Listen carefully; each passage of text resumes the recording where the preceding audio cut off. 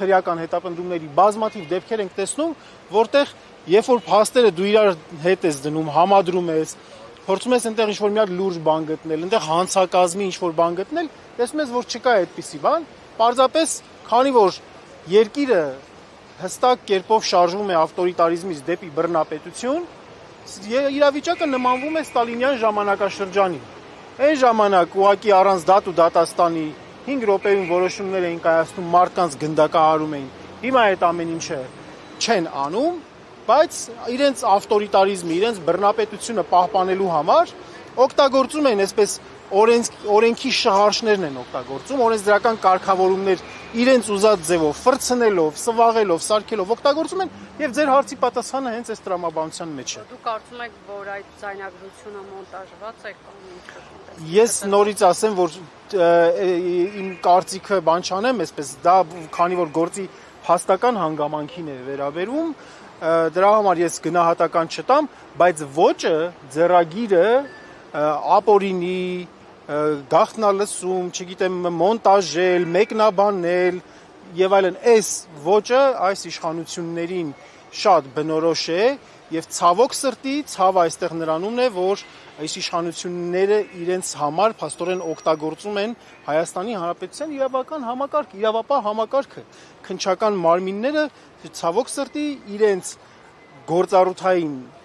առաքելությունը մի կողմ թողնելով առաջնորդվում են քաղաքական հրահանգներով, պատվերներով։ Ուզում եք նախատեսում ոչ միայն պարոն Չալաբյանը, այլ նաև այլ ընդդիմադիր հայացքներ ունեցող քաղաքական գործիչների նկատմամբ։ Ես համոզված եմ, որ այս շինծու գործերը ջարդվելու են Հայաստանի դատաիրավական համակարգը թեև իշխանությունների կողմից ամբողջությամբ զավթելու փորձերը շարունակվում են եւ այդ մասին Նիկոլ Փաշինյանը հայտարարել է, որ Հայաստանում գործում է մաֆիա, այսպես դատաիրավական մաֆիա, մոտավորապես այսպիսի ձևակերպում, ասելով, թե բոլոր այն դատավորները կամ իրավապահ համակարգի բոլոր այն գործող անձինք, ովքեր որ իրեն անմիջապես չեն ենթարկվում, չեն լսում, նրանց փորձելով նույնացնել մաֆիայի հետ, մաֆիոզների հետ, իրականում մեր այս համակարգում կան դատավորներ, կան մարդիկ, այսինքն համակարգի մեջ կան դեռևս չխորտակված սյուներ եւ մեր քաղաքացիական հասարակության հանրության պարտքն է մեր աջակցությունը բերել այդ սյուներին, որպեսզի նրանք չխորտակվեն, որպեսզի մեր պետությունը, որ հաստատուն քայլերով գնում է դեպի բռնապետություն, կարողանանք կանխել կամ գոնե դանդաղեցնել այդ տեմպը։ Այսինքն անհատները ոչ թե համակարգի վրա է, որ ասում եք ջախջախելու հույսը, անհատը գործող դատավորների ժողովրդի ոչ թե իրավական համակարգին է կապակցվում։ Այո, համակարգը, որովհետև ի վերջո համակարգի մեջ կան անհատներ, որոնք որ ենթարկվում են ցանկացած քաղաքական պատվերի եւ անվերապահ ձևով են կատարում, եւ կան անհատներ, ովքեր որ դեռևս առաջնորդվում են օրենքով, սեփական խղճով եւ իրենց մասնագիտության առաքելությամբ։ Այսօրվա երիտասարդ դատավորից Ջոն Հայրապետյանից ակնկալիքները ինչպիսին են։ Առհասարակ այսպիսի գործընթացներում թեև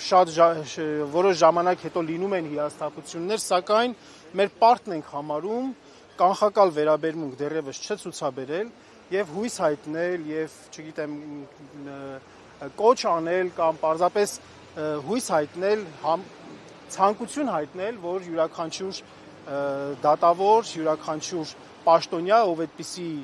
կարևոր իր պոստում կարևոր որոշում է կայացնում, առաջնորդվի իր մասնագիտական առաքելությամբ եւ սեփական խղճով։